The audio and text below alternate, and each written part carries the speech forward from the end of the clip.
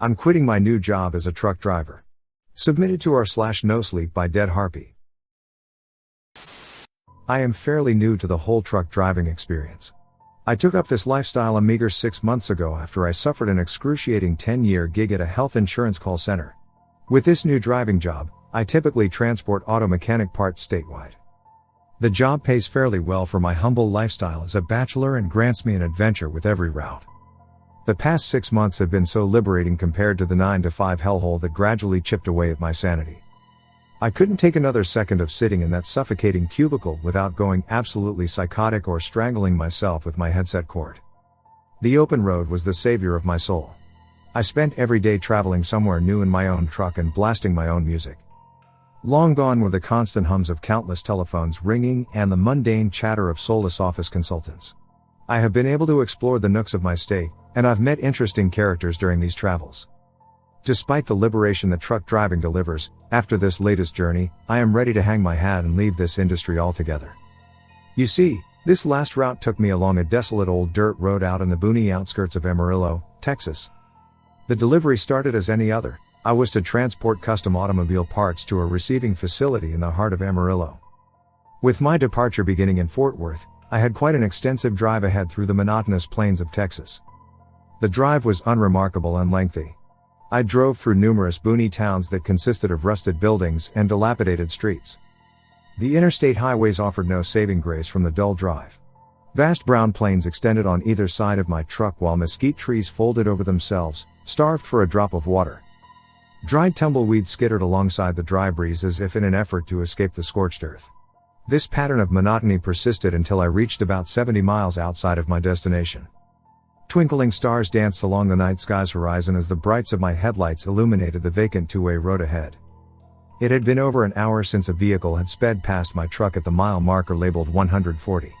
Not a living soul besides myself inhabited the road. I was alone. At my sides, looming shadows of tangled foliage erupted from the pitch-black plains. Their dead branches curled up like wretched claws reaching for the glimmering stars in the inky sky. The empty road ahead, coupled with the silence in my cab, caused a creeping eeriness down into the roots of my soul. I knew just the cure for this dilemma. I began to quickly fumble with the radio dial seeking to cure the unease of the piercing silence and to liven the damper atmosphere. I was met with droning static with each radio station I dialed through. I furrowed my brow as I knew the lack of radio signal should have been impossible with my proximity to the city. I sped past the mile 66 marker while quizzically pondering the cause of the radio's inability to receive signal. I alternated from peering at the radio and back to the desolate road when a flicker of light caught my eye in the side mirrors of my truck.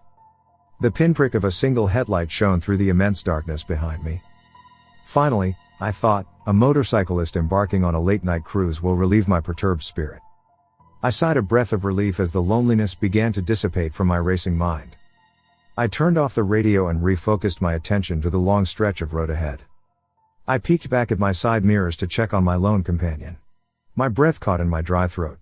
What was once a pinprick of light evolved into a bright orb of luminosity in the matter of seconds. How did this traveler manage to close so much distance in a matter of moments?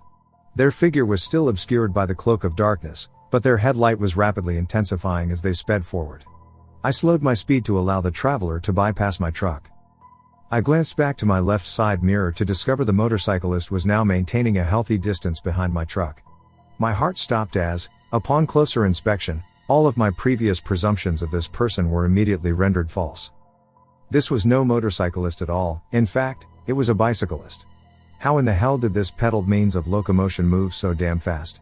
Perplexed, my eyes squinted to further study this phenomenon. Almost immediately, my situation went from quite odd to absolutely terrifying. The figure was entirely naked. Smooth white skin covered its tall, thin frame.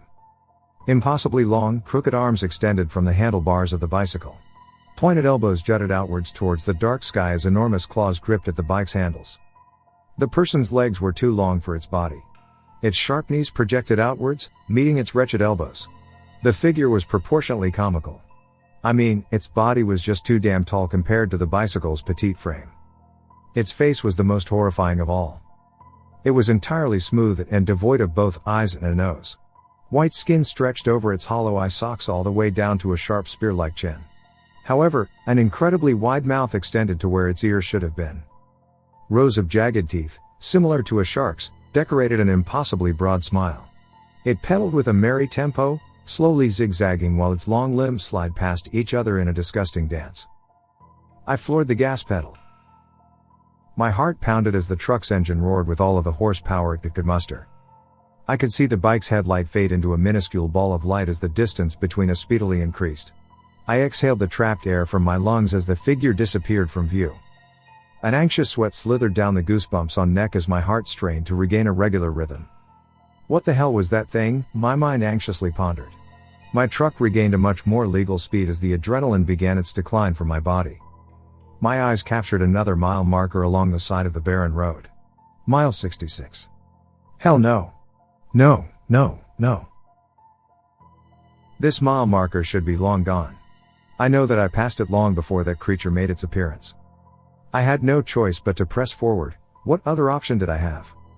My tight grip on the steering wheel caused my knuckles to turn bone white. I made another glance at my mirrors. My gaze was met with an empty road behind me. I tried to regulate my breathing as my eyes shifted to the shadowy plains on my left.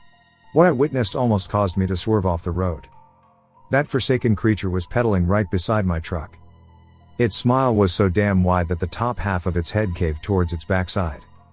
Its razor-sharp teeth embellished a gaping black hole that was its mouth. I hit the gas pedal in hopes to escape my tormentor once again.